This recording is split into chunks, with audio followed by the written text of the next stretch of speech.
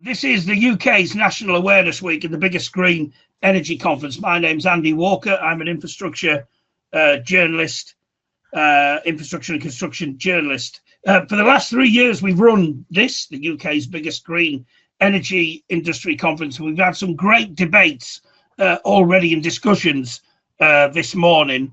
Massive thank you, as ever, to our sponsors of Energy Security and Green Infrastructure Week, the Energy Research Accelerator, ERA. So this session, which we've entitled Green Gas Giants, Biomethane and Hydrogen Today and Tomorrow. As the UK accelerates towards net zero, green gases are stepping out of the future and are well and truly now part of today's energy system. We certainly heard that in the previous session, and indeed in the session before that. So in this session, we're going to delve a little bit deeper into that question, and we brought together two what I know are leading experts to explore how biomethane and hydrogen can deliver security, flexibility, and decarbonisation, not in the dim and distant future, but right now. So first of all, we're going to hear from Dr. Gareth Mottram, who's policy lead at the Anaerobic Digestion and Bioresources Association, ADBA. He's going to highlight why biomethane is already a proven, ready-to-scale solution capable of delivering renewable energy, carbon removals, and decarbonised nutrients for fertiliser. He'll also unpack the sector's growth potential and outline where some of the big opportunities lie. Then Brett Ryan, who's head of policy and analysis at Hydrogen UK, will examine hydrogen's critical role in a clean, affordable and secure energy system, from storing renewable power and supporting grid flexibility to decarbonising hard-to-abate sectors. And I know that both of them will outline how green gases can work in tandem to firm up the system, cut emissions and drive the UK's clean energy transition. First of all, we're going to hear from Dr. Gareth Mottram, who, as I said, is policy lead at the Anaerobic Digestion and Bioresources Association. Gareth spent 5 years as part of the low carbon fuels team at the Department for Transport, where he worked on RTFO and sustainable aviation fuels mandate policy development. He's also worked in agricultural and marine research institutes domestically and internationally. So, Gareth, the floor is yours. Fantastic. Thanks, Andy. How long have I got? Because this could go long or could go short.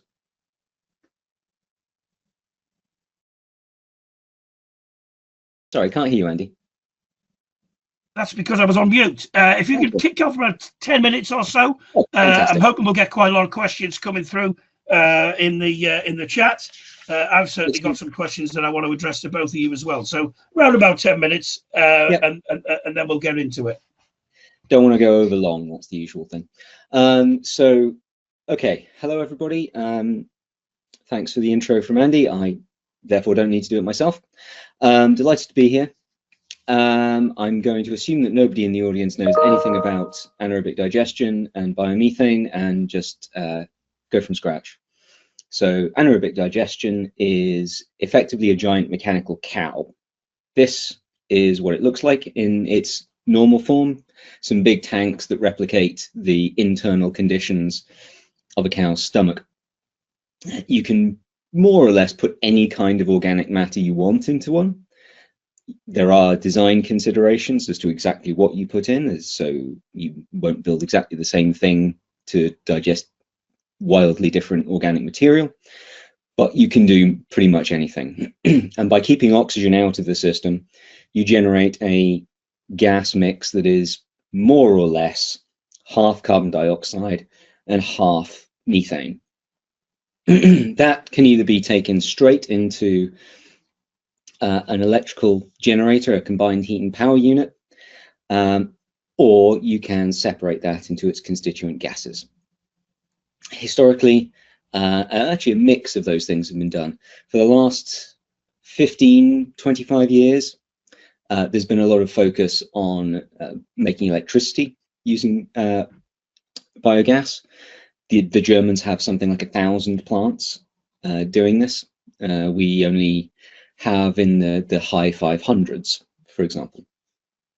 But actually, as a technology, not only is it based on organic life, but actually it's been used commercially, industrially, municipally for something like 150 years. The city of Exeter started lighting its street lights with biomethane back in the 19th century. And for those of you who feel like being a massive infrastructure nerd, you can go down the street by the side of the Savoy on the Strand in London and see the last functioning sewer gas destruction lamp, which is fed entirely from methane accumulated in Joseph Bazalgette's Great Sewer. That still lights every night. So we've been around for a while. Now in the UK, currently we've got around about, as I say, 500-ish electricity-based AD plants, but actually there's over 130 now. Exact numbers are a little bit vague because of policy things, but there's over 130 biomethane plants which take the CO2 out of the gas and inject the biomethane from that into the gas grid. And that generates around 7 terawatt hours at the moment, which is only 1% of the UK's gas consumption. But recent studies suggest that 120 terawatt hours is deliverable. And in a world where we're expecting domestic gas consumption to decrease significantly, then that starts to look like it could be between 50 and 80% of UK residual gas demand in the late 2040s. So it goes from being a small abatement technology in terms of its deployment at the moment to something that could be effectively the backbone of UK renewable gas. The great thing about them is also the bad thing about them from a policy standpoint. You can build a biodigester pretty much anywhere. There are some restrictions, but they're quite good at being a distributed and therefore resilient technology. You're unlikely to lose all of your biomethane because of a lightning strike or an earthquake or any number of other things. Whereas a lot of the large centralized infrastructure that government likes to look at, you can actually lose a significant chunk of your production with a single problem in a single area. But that also means that it's less attractive from the point of view of a policymaker who can go, I can build 2 of these and I can solve my entire problems. No, with biomethane, you need to build more. But the good side of that is that it's distributed, which means that you actually get to distribute the benefits of the equipment and the infrastructure across the country, rather than just concentrating it in a single area. So this is a great advantage, I would see, in terms of spreading out that value of the energy infrastructure, the energy system, to all of the regions and to traditionally low-income rural areas, like the kind of area I grew up in South Somerset, where there are, in actual fact, several biomethane producers. What we want to see, and what as a sector we are quite keen to do, is to ramp up that production so that we're hitting somewhere around 30 terawatt hours of biomethane in the system in 2030. At that point, you've crossed the threshold, and actually in 2030, that's going to be very similar to the amount of output we have on the system in terms of nuclear. So you're in a situation where if nuclear is a serious energy source, biomethane is definitely also a serious energy source. The other thing that I haven't alluded to yet is what comes with the biomethane. It's not just about energy, it's also about CO2. Currently, the UK imports all of its CO2. Biomethane can produce a clean stream of CO2 for industrial and food uses. But also, significantly, because it's taking carbon from the atmosphere, the organic material is absorbing the CO2 from the atmosphere, and when it goes through the digester, the CO2 that comes off was in the atmosphere within about the last 18 months. You can capture that, and if you're putting that in storage in, for example, the Acorn or the Viking fields that are being built out, then you've got a carbon removal, you've got an active carbon removal, and it looks like that is going to be about the cheapest way of doing atmospheric carbon removals.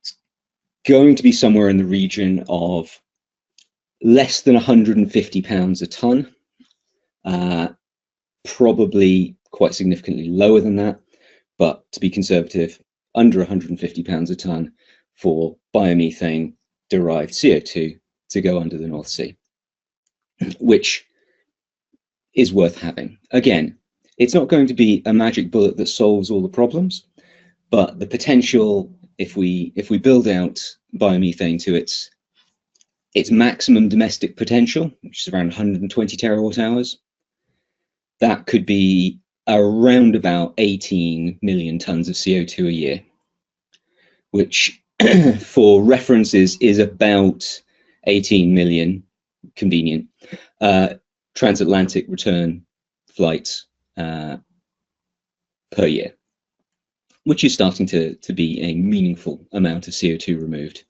Again, that's somewhere around 20% of the anticipated carbon removals that the government wants to have in place by 2050. And lastly, the thing that gets overlooked a lot is the potential for replacing synthetic fertilizers.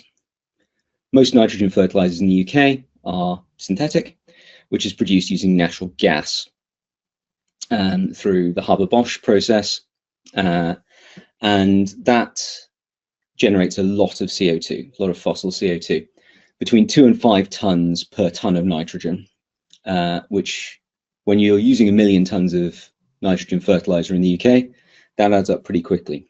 Well, the digestate, the co-product that comes out, the liquid co-product that comes out of these digesters, is actually a really concentrated form of nitrogen fertilizer. It's a liquid fertilizer. In its raw form, it's very effective. It's also very cheap in many respects. Often farmers get it as a quid pro quo for providing organic waste or other organic material to the digesters. And with fertilizer prices currently running just under £400 a tonne for nitrogen fertilizer, it starts to look like we should be very seriously encouraging the use of this digestate. There is 50 terawatt hours gas production in the UK. There would be enough digestate to meet all of our existing phosphorus and nitrogen needs from agriculture, and then you look at the rest for chemical industry use or concentration and export. So ultimately, if I haven't overrun yet, I would say that the case for anaerobic digestion biomethane is that it's renewable, it's reliable, and it's ready. It's going 24 hours a day, 7 days a week across the UK. You're using it already. We need to get behind it and really support the rollout even further. Thanks very much, Gareth. Renewable, reliable, and already ready. You know, it's clearly coming out of what you said there. We'll explore that in a bit more detail shortly. I can see questions coming in already.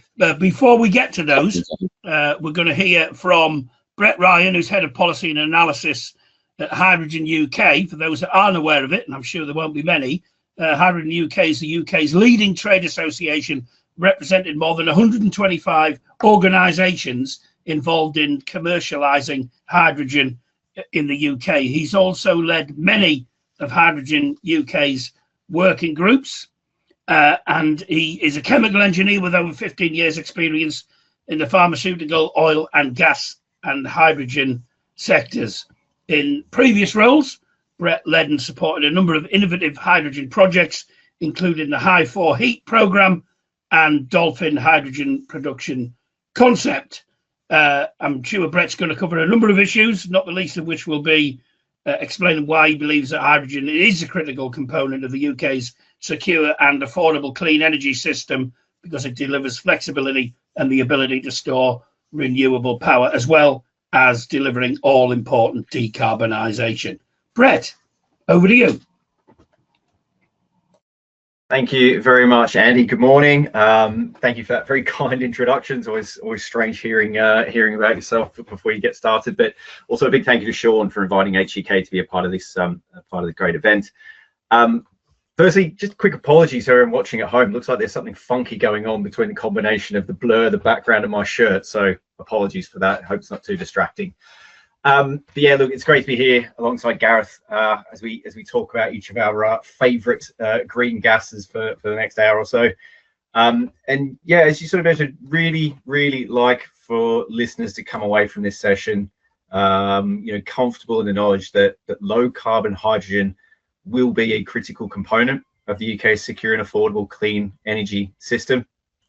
It will help deliver flexibility and through its ability to store renewable power.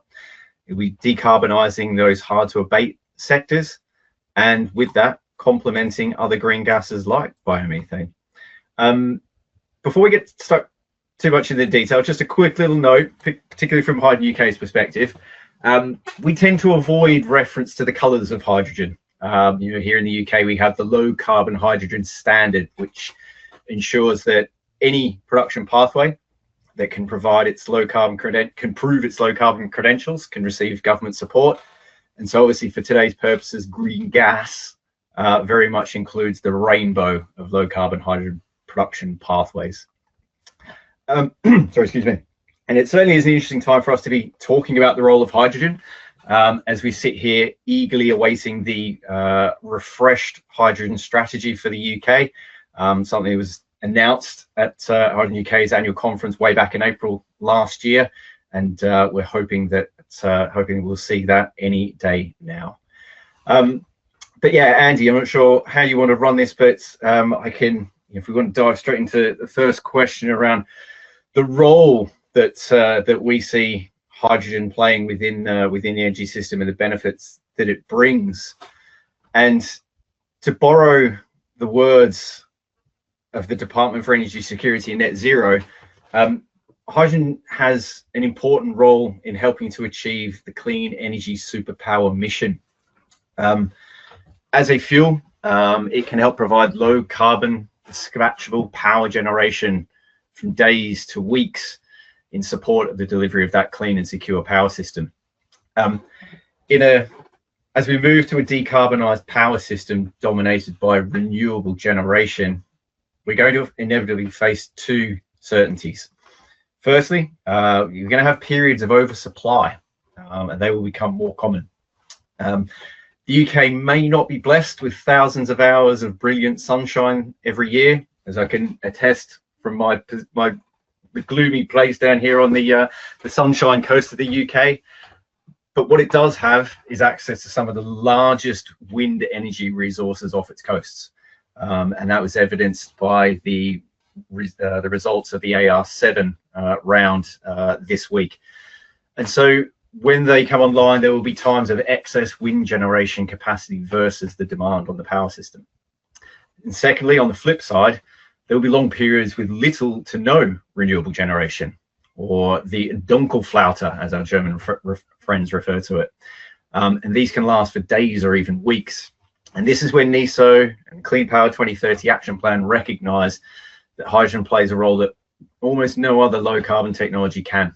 It can capture that excess renewable generation at a low marginal cost, convert those electrons into hydrogen molecules and store them in vast salt caverns and depleted gas fields around the UK, and convert them back to electricity when the system needs it.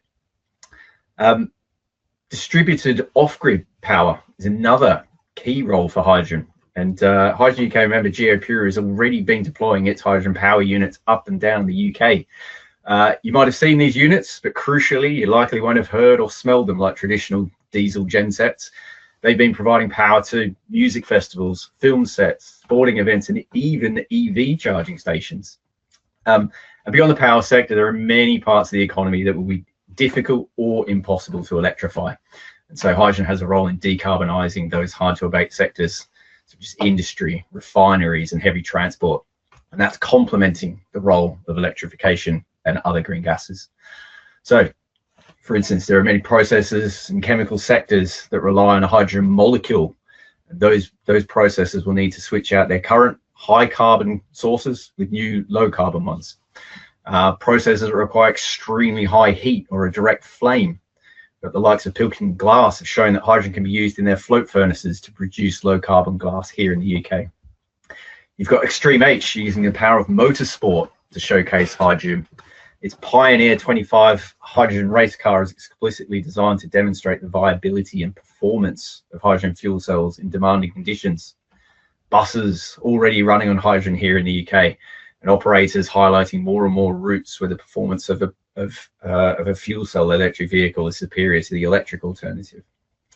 And hydrogen will also be needed to decarbonise aviation and shipping, whether that's directly, as demonstrated by Zero Avia for their light short-haul flights, or via SAF, ammonia, and other refuels for larger, longer duration.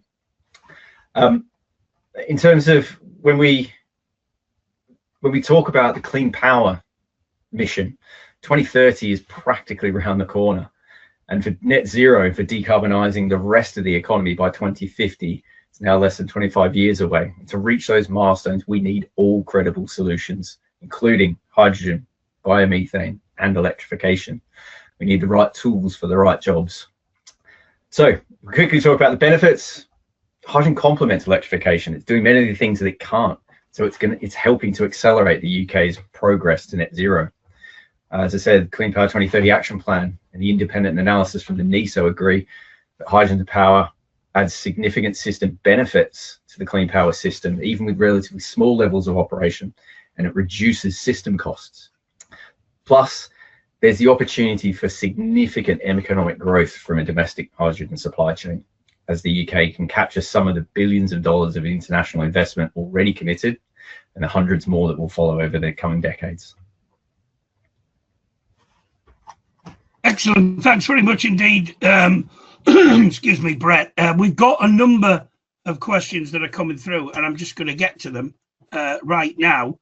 I'm going to kick off with Gareth first of all, and this is kind of, I suppose, a question about capacity really, and the industry to deliver. So David Dundas has asked, as local authorities are required to collect all food waste, commercial and private, by March this year, is the anaerobic digester industry in the UK capable of processing it all? Short answer, yes. Long answer, bit more complicated. So the implementation of what we now call simpler recycling has taken a very long time. It was originally trailed back in 2021, and so industry built out capacity then. So a lot of the food waste processing plants have been operating under capacity, waiting for the legislation to catch up since then. And in fact, even from a little bit before that. So there is the capacity there. There are a few more that are going to need to be built to catch up, because it's not going to be till March 2027 that becomes compulsory for all organic material coming from households and businesses. And even then, there's something like 20 local authorities that have long-term exemptions, because they've got basically an incinerator contract that in some cases they took on very, very close to the cutoff date. So that full capacity of organics won't probably be available for quite a long time. However, what is likely to be available between now and 2030, there is either the capacity in place to deal with, or the capacity is under construction to deal with it. Does that answer it? Thanks, Gareth. I've got another question for you as well, but I just want to throw one at Brett. And again, you know, this is an interesting one. Kevin Kendall has asked, He says, I pay £32 a kilogram for hydrogen, 5 times more than the price in China. Is that because we're making it from grid electricity, which is the most expensive energy in the world? Brett. That's certainly a contributor. Yeah. So some of the work that we've, the ability for the hydrogen sector to deploy rapidly is really going to be underpinned by the ability to get costs down. The government or the Department for Energy Security and Net Zero has done a lot of work in designing their production business models to help stimulate that deployment and bridging the cost gap between production, the cost of production, and the counterfactual fossil fuel. However, at the moment, we've got very small production plants. They haven't been able to scale as yet because you need the infrastructure to be able to do that, and to be able to locate those production sites where it makes most sense and where you can do it with access to the cheapest power that you can. And at the moment, we just don't have, that hasn't quite aligned. So the hydrogen allocation rounds, the electrolytic allocation rounds, we're starting to see the first 10 projects have signed their contracts with the LCCC, and their average size is quite small. We're talking about sort of 10 megawatts. But the second allocation round, there were 27 shortlisted projects, and that average is considerably more, maybe about a factor of 5. So with increasing economies of scale and with greater access to lower cost, low carbon electricity, we'll start to see the price of production fall significantly from that mark.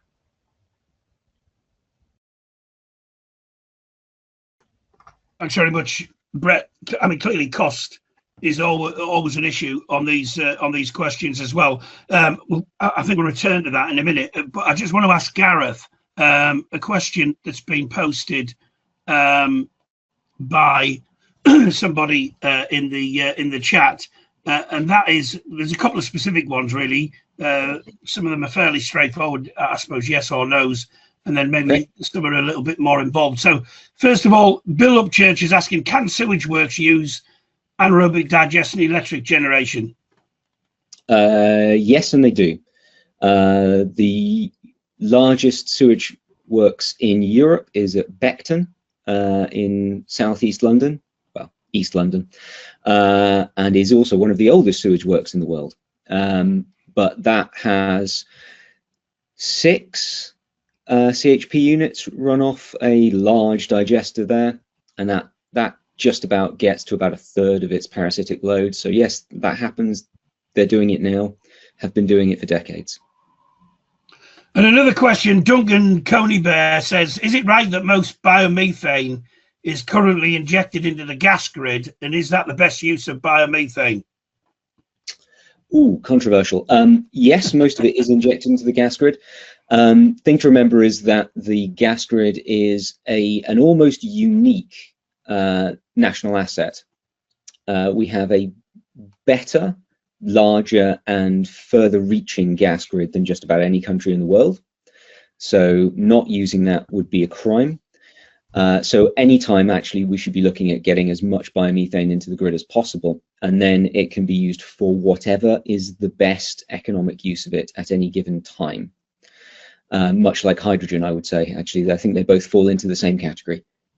And just, sorry, go on. You actually get a slightly better carbon benefit by using biomethane to displace diesel in heavy transport. So biomethane truck will give you slightly better carbon budget benefit than putting it into your hob or boiler, but the transmission system is exactly the same and the molecules exactly the same. So it depends on what is the best use for it. Ultimately, if you completely switched over all the 44-ton 6x2 rigs in the UK to biomethane, there would still be a lot of biomethane floating around in the gas grid at that 120 terawatt hour production capacity. Yeah, one of the points that has come up in all of our sessions today is this need to be joined up, and Diana Davidson makes a point, and I believe this is correct, and you guys will probably confirm it, that hydrogen is also being generated from AD waste as well, apparently, or it can be anyway. So there's all kinds of things you can do. If I remember rightly, Michael Levis has a biogas to hydrogen plasma pyrolysis system, so it produces carbon black and hydrogen from biogas. So yeah, they can be joined up. It can go in both directions. If you've got some spare hydrogen, you can actually put it into the digesters to reduce the amount of CO2 you generate and increase the amount of biomethane you generate. So it goes in both directions, and biomethane can be used as an input to steam methane reformers to generate actually then carbon negative hydrogen. So the question, thanks Gareth, the question for Brett from David Dundas. He said, it's arguable that hydrogen electric power is vital to power heavy transport, but electrolytic hydrogen is presently produced by very expensive grid electricity. Do you think that locally generated electricity to power the electrolyzers is a way around this problem? It can be, but when it's locally generated, you're effectively constrained by what power source you've got available, and I guess maybe sort of Gareth made the point around how the different energy vectors are designed around the system. You can have centralized and distributed, and hydrogen can do both ends of the spectrum.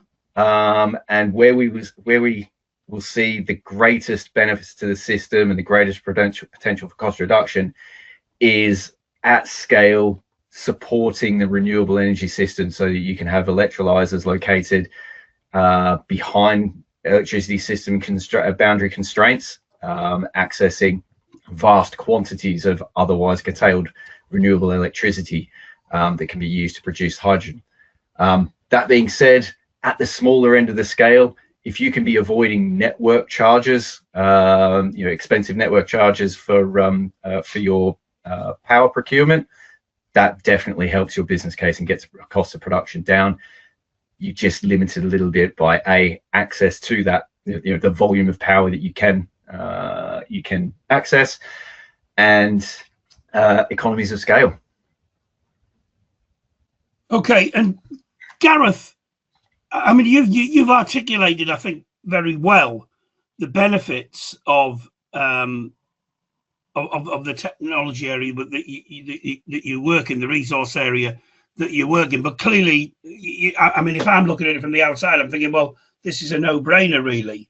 But clearly, there are some limiting factors on biomethane and also hydrogen capacity.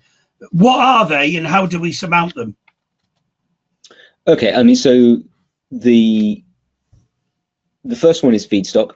Where you have access to suitable organic feedstocks and policies around that. As a sector, we're a little bit unhappy with the land use framework that DEFRA put out, as that is looking to reduce the amount of productive land in the UK intentionally by about 10%. And we think we can achieve the goals of that land use framework, which is an increase in biodiversity, an increase in soil carbon, by integrating AD into agricultural operations.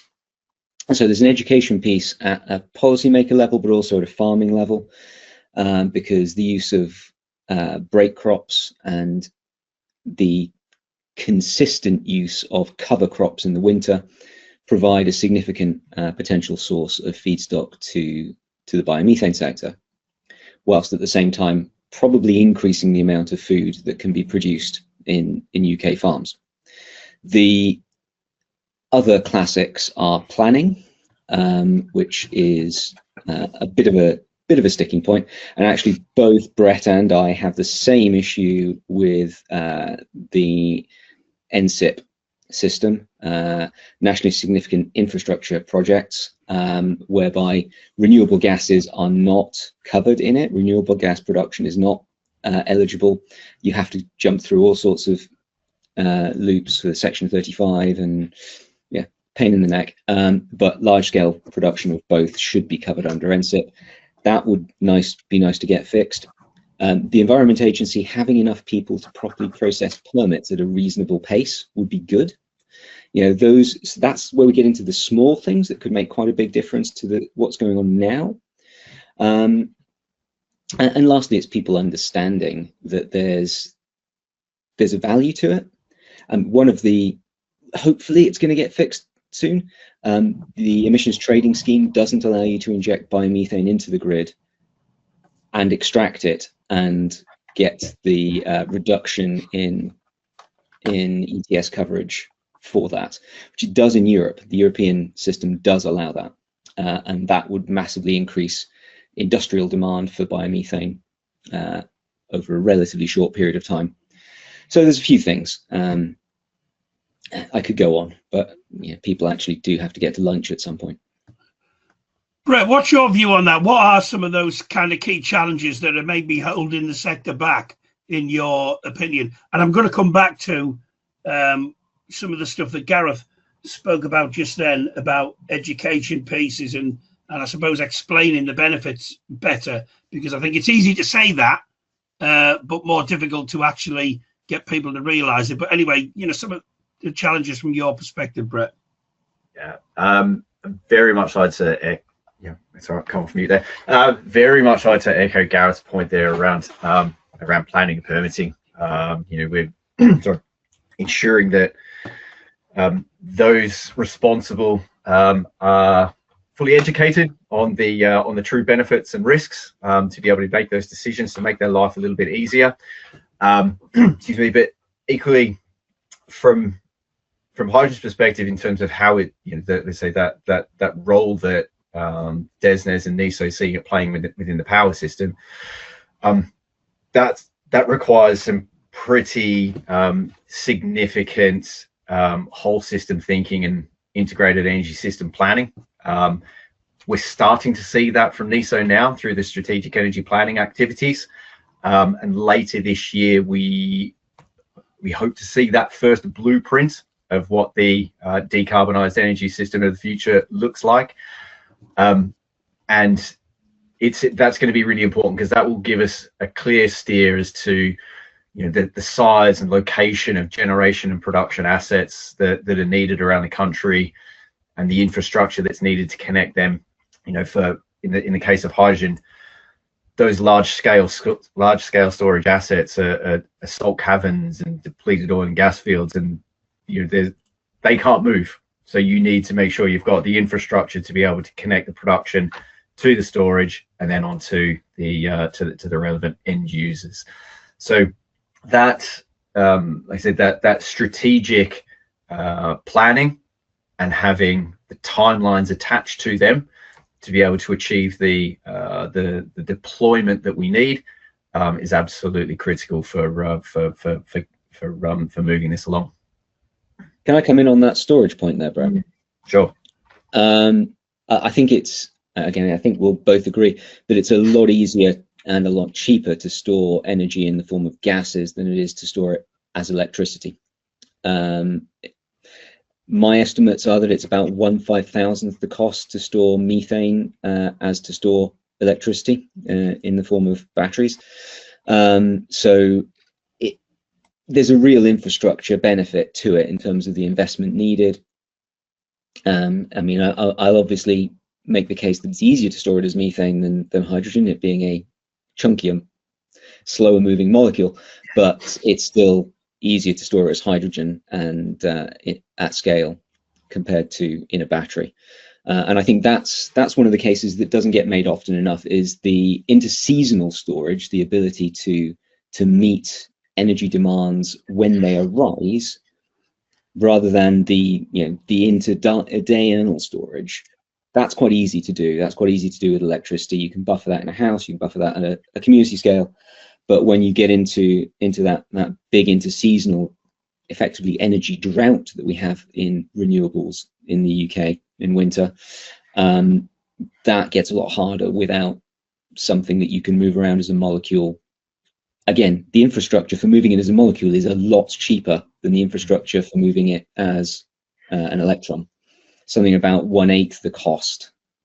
So let's not forget that side of things. Yeah, I'm glad you brought that up, Gareth, because that would have been my next point. Like I say, yeah, it's physically how long you can store that energy for in that form, and also the cost of moving the that an equivalent volume event or equivalent volume of energy is a lot cheaper. And something you mentioned earlier as well is around the reliability and exposure to things like extreme weather events.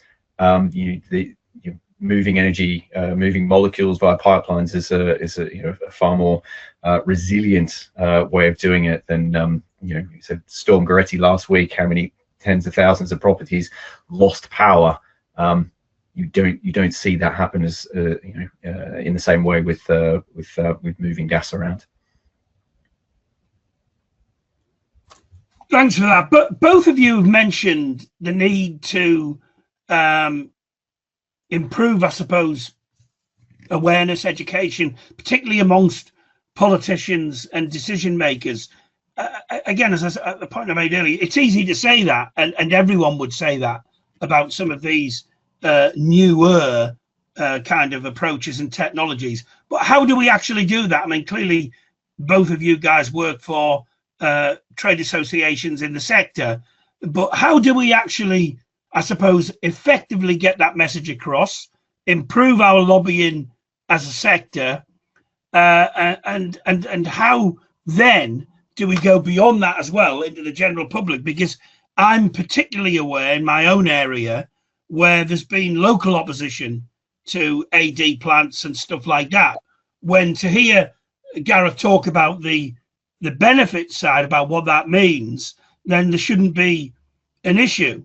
All at the same time, and it's come up in other sessions that we've had this morning, the whole NIMBYism factor and all the rest of it. So that whole information piece, education piece, public awareness piece, how do we address that in order to create the climate, if you pardon the pun, to basically get what we need and what we want in these areas? And I'll throw that one at Gareth first, and then Brett. Gareth. Yeah. One of my favorite hobbies is dealing with planning objections. So there are some things that we can do on a very practical scale.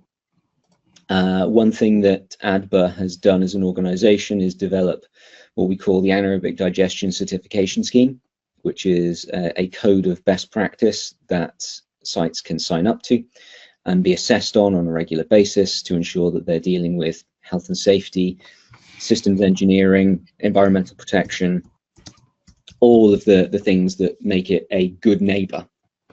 And where plants have signed up to that in advance of going to planning, then they found it a lot easier to get through, because that then supports the system, and it gives an external control. It doesn't then just drop down to, there have absolutely been some cowboy operations built. There have been farmers who have futzed around with things that they shouldn't have, and this is always a risk.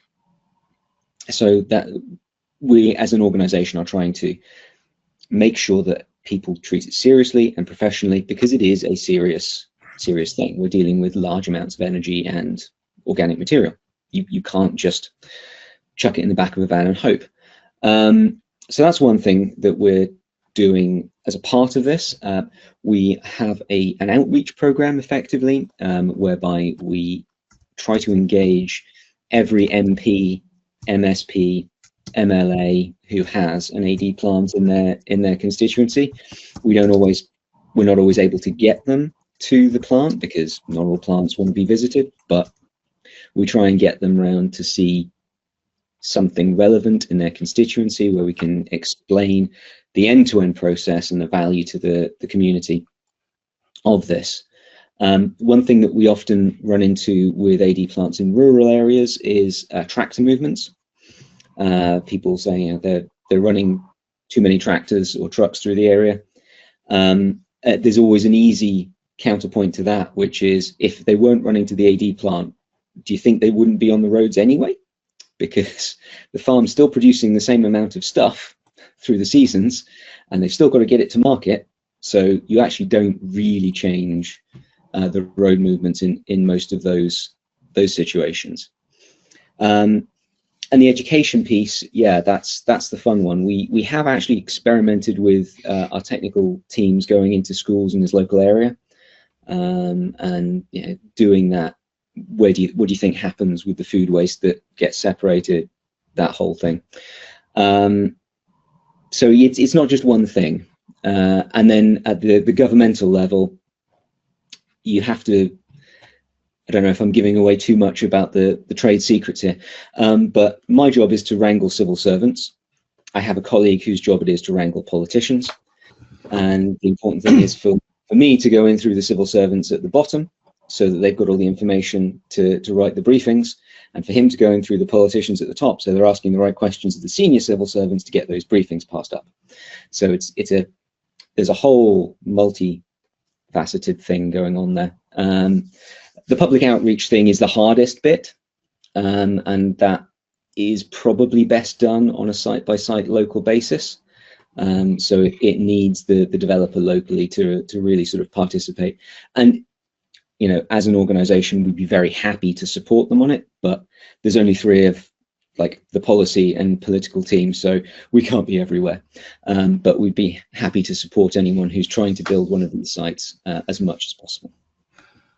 Thanks, Gareth. I think one of the things that occurs to me about all of that as well is, and potentially a missing link, is that, and someone made the point in the chat about it, is about educating the general public as well, to empower themselves to put pressure on politicians, because then the politicians are getting squeezed, not just from, with respect, trade associations who would obviously have a view, and they would be expected to have a view, but also amongst the public as well, because it seems to me that, when that communication piece is right, then you can have some, you potentially get some interesting outcomes. Just moving over to Brett, I mean, what kind of challenges do you have? Similar challenges in the hydrogen sector, from the ones that were just being raised? I mean, obviously, one thinks of things like safety, high costs, for example. Yeah. What are your challenges there?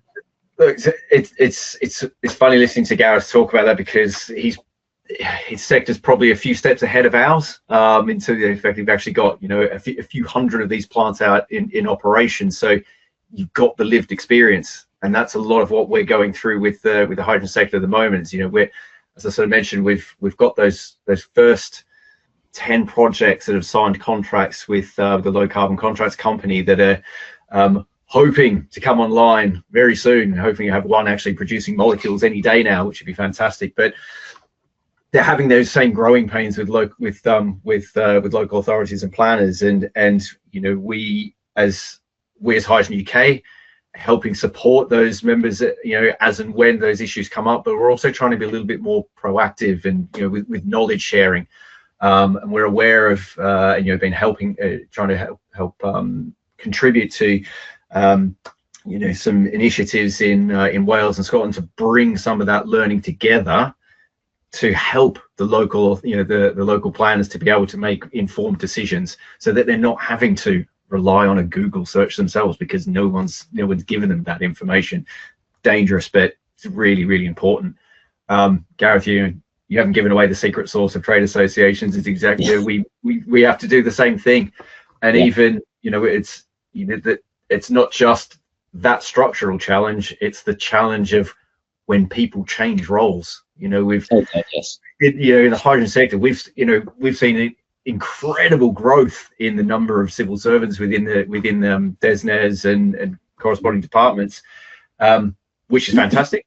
But there's naturally some churn in there, so you can get people very well very well educated, up to speed, and then they move on to a different role, and you sometimes got to start that process again. Fast streams are the pain of my life.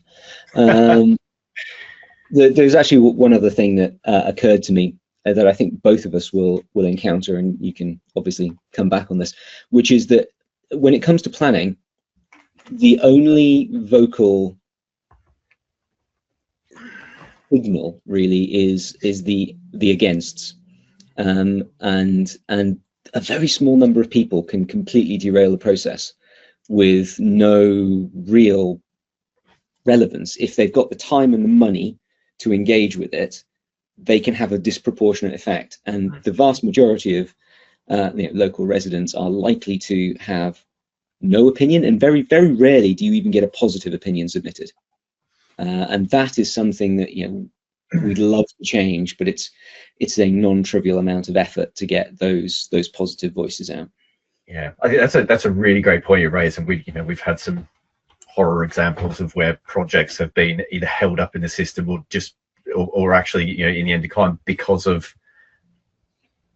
either one or very minor objections. And what we try and do is we do look to some of the other jurisdictions to see what are the best practices, what can we be doing, and we're trying to unpick what's happening over in Germany, where they've brought in new initiatives to really accelerate hydrogen projects through the planning stages. So we're very keen to see what comes through with the refreshed hydrogen strategy and the raft of documents that we expect to come with it, as to how we can speed up the process.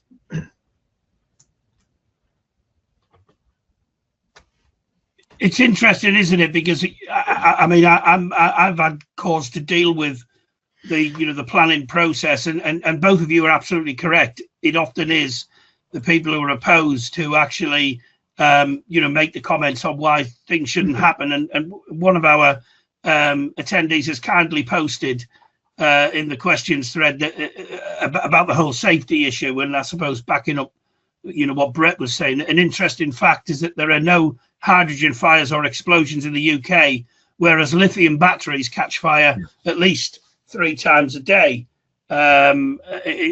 even into things like electric bikes these days. We had a fire on my own housing estate that was caused by that. So there's obviously scare tactics there as well, but just kind of moving it back to the potential opportunities for both of your kind of areas, and I'll ask you both in turn on this, and we'll probably wrap things up on this, but what do you both see as the greatest potential opportunities, on the one hand for biomethane and on the other hand for hydrogen? Are there any particular sectors where you would say, look, it would be crazy not to be basically using both of these sources in those areas? And if I can start with Gareth, and then I'll finish with Brett. Gareth.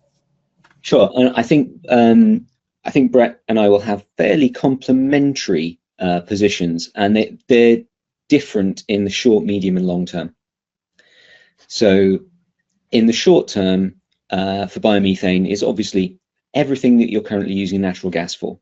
Get as much of it in the system as possible, get those decarbonisation points stacked away for the carbon budgets that are coming, and build out the infrastructure, build out the production, because that gets down your production costs. Within that, I think actually, yeah, as I said earlier, heavy trucking is a major potential short-term user, because you can get to at least an 85% reduction in carbon intensity of the trucking, and you can do that by 2032. We're in a situation where the replacement cycle of a truck is 7 to 15 years, and you can put as much of that in. There's trucks on the market, you can buy them, they're about 30% more expensive than a diesel truck, but their total cost of ownership over their operational life is significantly lower than diesel, and they're a big carbon saving. So that's why people like Waitrose are going biomethane trucks. So that's the industrial part of it then becomes much more important. as we expect an increase in the use of electric heating domestically. So demand would start to seep away from that, but actually that's then an opportunity for glass, chemicals, steel. Steel has a residual demand for about 19 terawatt hours of gas to come in and soak up that extra capacity. So we've got a general system decarb in the first instance, transitioning to a lot more transport focused, but still that's actually only going to be a small component of it, but it's going to be a very high impact component of it. And then ultimately to a position where we would anticipate somewhere around 50% of the biomethane produced in the order of 65 terawatt hours to be effectively used for electricity system backup for those low renewables days, and running the CCGTs to ensure that there's always power available for a very heavily electrified system. But that's somewhere in the 2040s. This side of 2035, it's industrial trucking and general heat use.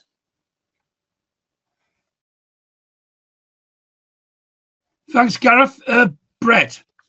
Yeah, look, very much echo Gareth's point there. There's complementarity here, and some of it boils down to site-specific conditions and actual access to infrastructure. You know, if you can avoid building the infrastructure, if it's costly, great. But if you need that to help support, like I said, particularly in hydrogen's case, supporting the renewable system and enabling the cheapest production methods possible, and balancing the system, then that's great. But like I said, we've highlighted the role that hydrogen to power particularly will play in smoothing out those imbalances between supply and demand in an increasingly variable system. There are parts of, as I've sort of flagged really at the beginning, there are parts of the chemical sector that still need a hydrogen molecule, and that's we can't overlook that. That's a huge short-term opportunity. Within industry, there are, as I sort of mentioned, there's a site-specific, a place-based approach that needs to be considered. Certain processes, you may not actually have this, you might not have the physical space to be able to switch over to an electric alternative, even if it is technically feasible. The cost delta might actually be marginal, and therefore, sticking with a green gas, whether that is hydrogen or biomethane, could be the better option. And of course, those really heavy applications and e-fuels are certainly going to need a pretty significant volume of hydrogen going forward. And I say that's something we really see significant growth through the 2040s out to 2050. Thanks very much indeed, Brett. As ever, we've run out of time in this session and in our online event today. I just want to thank Brett Ryan from Hydrogen UK and Gareth Mottram from the Anaerobic, Digestion and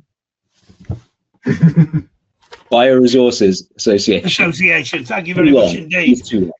So I think, again, as ever, there's a lot of issues that that are involved in everything that we've been discussing today. We started off with the good news story around offshore wind and the massive potential in that area, unlocking £22 billion worth of investment, 7,000 jobs just from that particular area alone. We've discussed the upgrading of the grid. We've discussed powering green energy. We've also discussed the politics of all of this as well, because we can't ignore any of that. And I think in this session in particular, we had a very interesting discussion about how do we educate the opinion formers, the politicians, and indeed the public, so that they can put pressure on those politicians as well. And I think it's been really interesting discussing the potential of green gas as well. And I was particularly struck by what both of you said about when you explain how these things can actually benefit society, then people can understand and see that straight in front of their very eyes. And I think we need to do more of that as a sector, as an industry, because at the end of the day, and it came up in every single session that we've had this morning, the whole issue around skills and around attracting the resources, and human resources in particular, people that we need to actually grow this sector, is absolutely vital, because it is a sector that isn't in the dim and distant future. It's in the here and now. It's happening now, as both of you guys have illustrated in relation to green grass. So thanks again for your input in this session. Thanks to all of our speakers in Energy Security and Green Infrastructure Week. It's been great discussing these issues. We will continue the discussion, we'll continue the conversation on our LinkedIn channel as well. Thanks finally as well to our sponsors of Energy Security and Green Infrastructure Week, the Energy Research Accelerator, ERA. Check out what they've got to offer on their website. And also, as I say, go back to our LinkedIn channel and follow the debate on there. But up till now, it's just remains for me to thank everybody for taking part. Again, thanks as well to our audience for posing some fantastic questions as well during the course of this morning. Thanks very much indeed. It shows the interest and the appetite for this discussion. So thanks very much again, and we'll hope to see you probably in a year's time when we have Energy Security Green Infrastructure Week 2027. Thanks very much. Thanks, Brett. Thanks, Gareth. And we'll see you all again soon. Thank you very much. Goodbye. Thank you all. Andy, thanks, Gareth. Take care. Cheers. Bye-bye.